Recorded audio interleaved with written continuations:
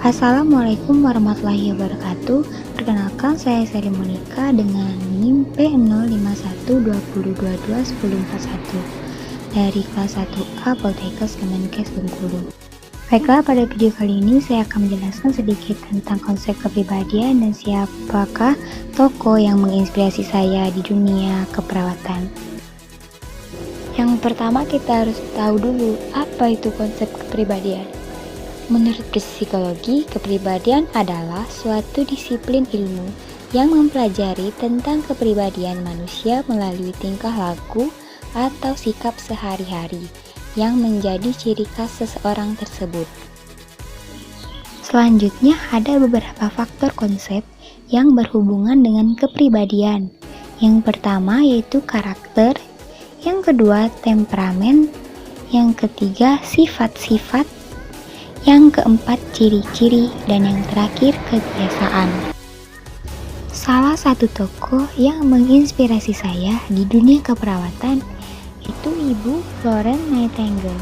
Dijuluki sebagai ibu keperawatan yang berjuang dalam perang Crimea untuk meningkatkan standar keperawatan pada korban perang sehingga dapat menurunkan angka kematian.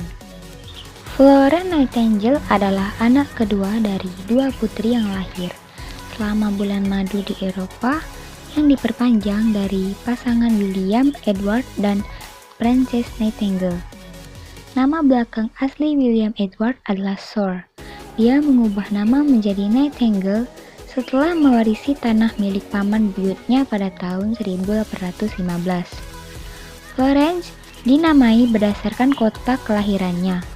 Setelah kembali ke Inggris, pada tahun 1821, Nightingale memiliki gaya hidup yang nyaman, membagi waktu mereka di antara dua rumah, Lea Hurst di Derbyshire yang terletak di Inggris Tengah, dan Embley Park di Hampshire yang lebih hangat, yang terletak di selatan tengah Inggris.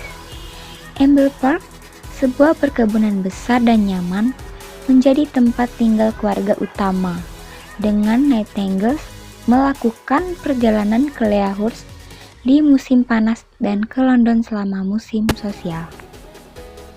Yang sebagaimana anak perempuan lainnya ketika itu, Florence diharapkan bisa menikah dengan keluarga yang tak kalah terhormat ketika berusia dewasa. Namun, Florence tidak tertarik melakukannya. Pada 1844, ia memutuskan bahwa dunia keperawatan adalah panggilan jiwanya. Dia pun meminta agar diizinkan untuk mempelajari bidang keperawatan di Salisbury, Inggris. Namun, keluarganya menolak ide ini. Keluarga Florence menganggap bahwa perawat adalah pekerjaan yang rendah yang dilakukan oleh para pelayan, bukan oleh perempuan dengan kelas sosial seperti Florence. Walau begitu, Florence tidak menyerah.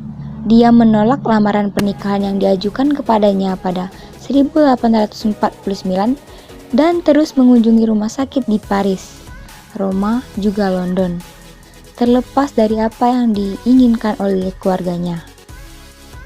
Salah satu pencapaian Florence yang paling banyak dikenal di dunia keperawatan ialah atas jasanya selama Perang Crimea di Rusia 1854. Ketika itu, media ramai mengabarkan mengenai buruknya kondisi rumah sakit tentara Inggris yang ada di medan perang.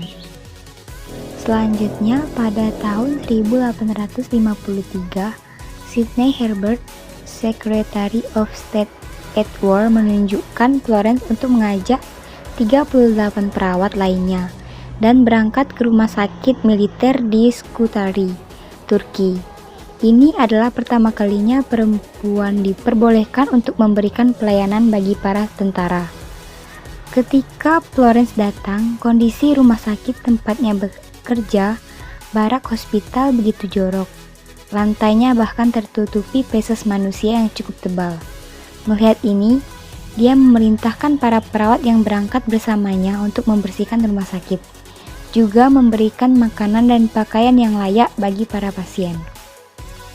Di saat yang sama, pada sekitar 1855, potret Florence yang tengah membawa lampu untuk merawat pasien tersebar luas. Foto itu dipublikasikan bersama kabar mengenai kiatnya dalam meningkatkan taraf hidup para pasien di rumah sakit. Hal ini membuatnya mendapat begitu banyak pujian oleh masyarakat, sekaligus menjadikannya dikenal dengan nama Lady of the Lamb. Namun, Florence tidak nyaman dengan popularitasnya. Ia berusaha untuk tetap low profile dengan menggunakan nama alias Miss Smith ketika bepergian. Upaya Florence untuk meningkatkan sanitasi memang membantu perawatan di rumah sakit tersebut. Namun, jumlah kematian yang ada tetap tinggi. Sebelum pemerintah Inggris menemukan bahwa Barak Hospital, tempat Florence bekerja, dibangun di atas pembuangan air, membuat pasien meminum air yang terkontaminasi. Setelah saluran itu dibersihkan dan ventilasi diperbaiki, jumlah kematian baru menurun. Setelah kembali ke Inggris pada 1856, Florence Nightingale bertekad untuk membuat perubahan di bidang keperawatan. Dia ingin menjadikan para perawat bukan sekedar orang-orang yang membersihkan dan merawat pasien, tapi juga sebagai bagian penting dari kesembuhan pasien. Melalui buku yang ditulisnya, Notes on Nursing, Florence ingin membagikan pengetahuan kepada sebanyak mungkin orang mengenai cara untuk merawat saudara dan tetangga yang sakit. Selain itu, dia juga berusaha untuk bisa menolong semua orang, termasuk mereka yang berasal dari kalangan paling miskin sekalipun. Salah satunya dengan mengirim perawat terletih ke rumah penampungan sosial untuk merawat orang-orang yang miskin yang sakit. Baiklah, itulah penjelasan